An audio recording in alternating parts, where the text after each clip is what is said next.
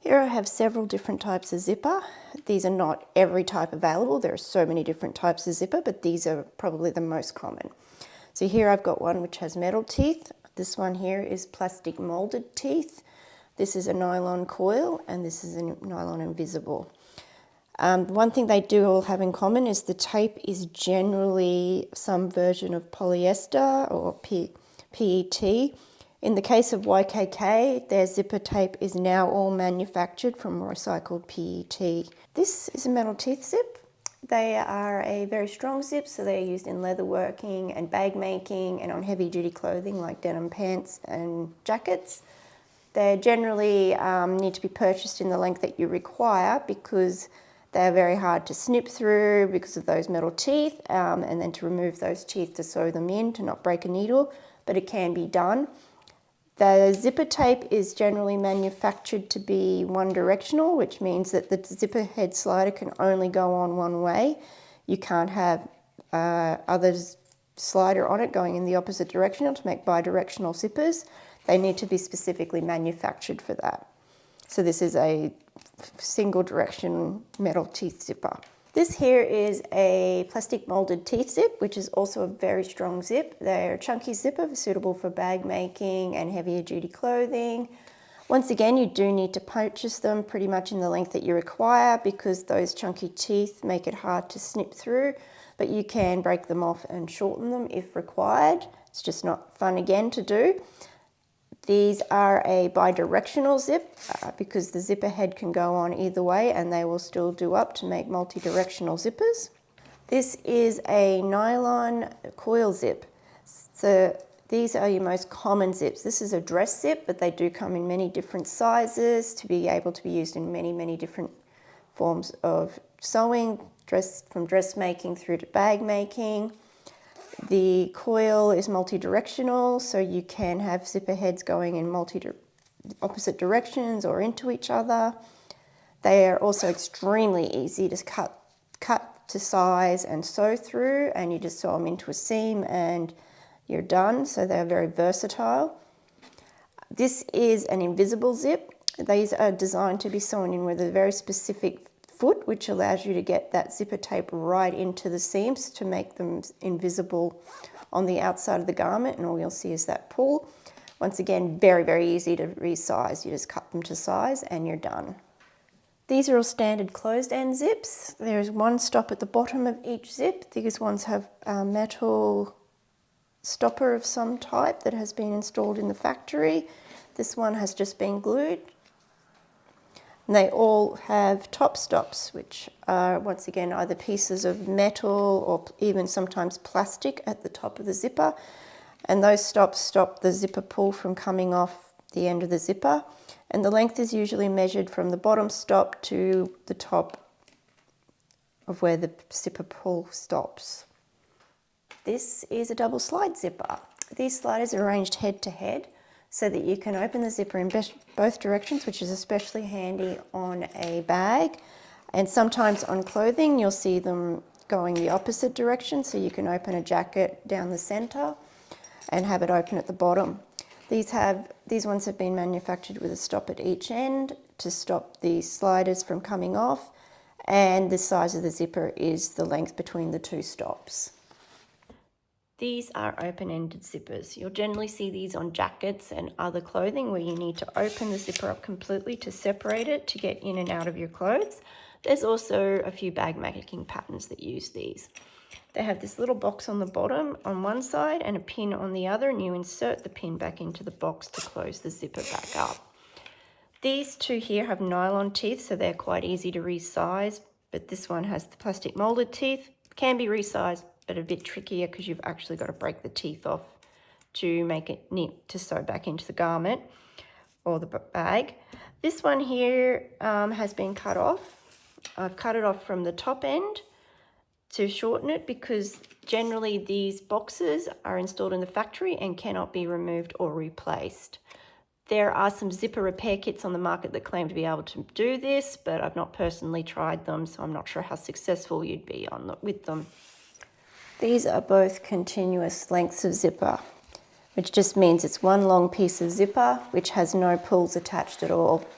This one has been manufactured to have tail at each end for ease of slipping the pulls on, but they can also just come cut straight off the roll like that, or once you resize that, you're going to have the cut length like that. This gives you a greater flexibility in the length of your zip because you can measure, install a pull and make whichever size zip you need. So you can make a really short one, you can make one that's the whole length. Just depending on your application, it gives you greater flexibility. Zippers come in many different sizes. This here is a size 3 dressmaking zip, and this is a size 5 bag making zip. But you can get bigger zips and smaller zips. The size generally refers to the size of the teeth, but the tape also is a different width depending on the size of the zipper.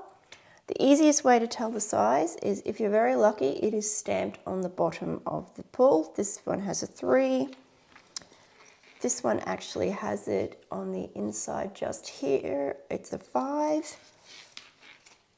This one also has it on the front there, and it has a 4-5, which I know stands for 4.5. But if they don't have a pull, you kind of have to make an educated guess and hope for the best. So this is the dressmaking zip. It is 1 inch across approximately, or 25 mil. And the teeth are approximately 3 mil between the stitching lines on each side. This is a size 5. So the tape is 1 1/4 inches wide, approximately 31, 32 mil. The teeth are about 5 mil on either side of the stitching line. This is a 4.5. Once again, the teeth, this tape is a smidge over 1 1/4 inches, and the teeth are somewhere between 4 and 5 mil across. The importance of the size comes into play when you are trying to find replacement pulls, because as you can see, the pulls are very different. Even just with between a 4.5 and a 5, you are never going to get that size 5 pull. It will go on there, but it will be way too big, and that size 4.5 pull is way too small to get on those teeth. Even the 4.5 compared to a 3 is still quite a difference. You're not going to be able to interchange those pulls. They just won't work. So generally, if you are trying to buy your tape separately to your pull, you need to match the width, the style of zipper, and sometimes even the brand. If you're looking to buy your zipper sliders separate to your tape, there's a couple of things you need to take into account. One, what type of zipper are you buying for? Nylon tape is different to metal tape, is different to molded teeth tape. The zippers are not interchangeable. The next item is size. I use size 5 is different to a 4.5, is different to a 3. In some cases, you may even have to try and find the brand. Sometimes the pulls for one brand will not fit on another brand's tape because there's just slight variances in the tolerances. The other thing you need to take into account is, do I need a locking slide or a non-locking slide? These pulls are all for nylon coil tape, but these are locking pulls and these are non-locking pulls. It's easiest to see the locking mechanism in a size 5. If you look down there, you can see that little spring that moves when I move the pull, and you can see it just down there when I move the pull, that little piece of metal moves out of the way. So that's the locking mechanism. These both have it. And that is essentially designed so that as you're wearing a zippered garment, it doesn't slide down and you don't fall out of your clothes. This is the bag making zip by comparison, and as you can see, it's got nothing in there, there's nothing extra down there. It just is designed to really easily be able to be pulled and opened so you can easily access what is inside your bag. Just to illustrate the difference between a locking and a non-locking pull more accurately, you can see that that is a non-locking pull. I'm pulling on that tape and the zipper is opening. This is the non-locking. I'm pulling on the tape and that zipper is not going anywhere. I have to pull on the zipper pull itself to disengage the lock. I'm often asked how easy it is to install your zipper slider onto your continuous tape. There are a variety of tools available to help you do this, but if you don't have one available, it is relatively easy to do. So the thing you need to keep in mind is there is a front of a zipper with this little bar and a back of the zipper, which is open. It is easier to go on from the front than it is to go on from the back, so I always try to do that. If you've got tape that's been finished like that, it can be a quick bit easier because there's no teeth to get in the way.